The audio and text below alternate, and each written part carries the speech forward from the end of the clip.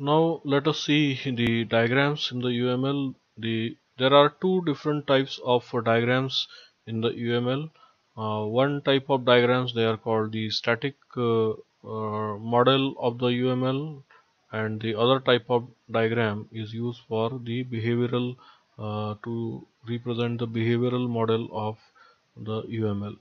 The static model is represented, or the system structure is represented with the class diagram, component diagram, deployment diagram, whereas the dynamic model is represented with object diagram, use case diagram, sequence diagram, collaboration diagram, it is also called the communication diagram, then state chart diagram and activity diagram. Okay.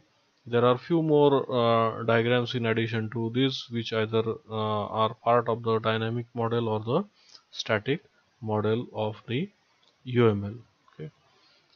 The UML common mechanism consists of the specifications, adornments, common division, and extensibility mechanisms. The specification indicates that the are meant of the UML model. They provide the semantics uh, backplane of the model. Okay, so like for the uh, this particular class, uh, you can specify the attributes, the operations, and you can write the specific class specifications into a form where or you can have the use case, and you can write the use case specification in the annotational form. So you can have specifications with the UML.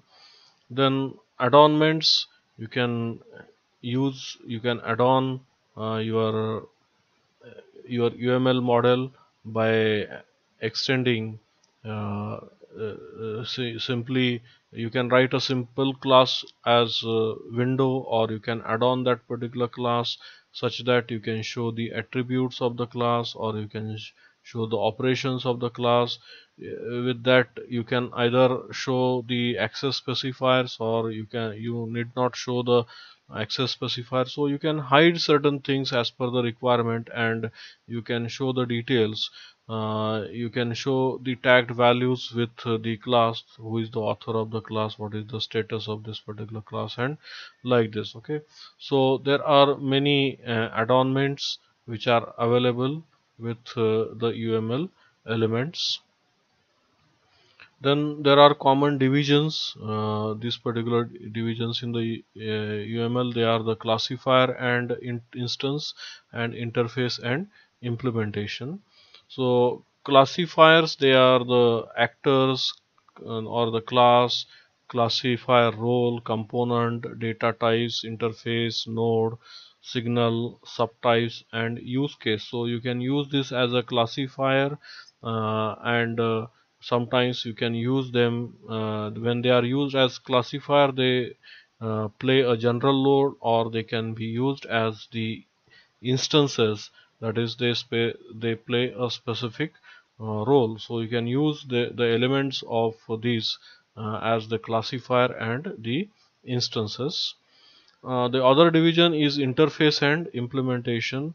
An interface defines a contract which has uh, in much common with legal contract, that specify specific implementation guarantee to adhere to. Okay, so this separation of what something promises to do from the actual implementation of that promise is an important UML concept. Okay, so sometimes you can specify the class simply like an interface, so that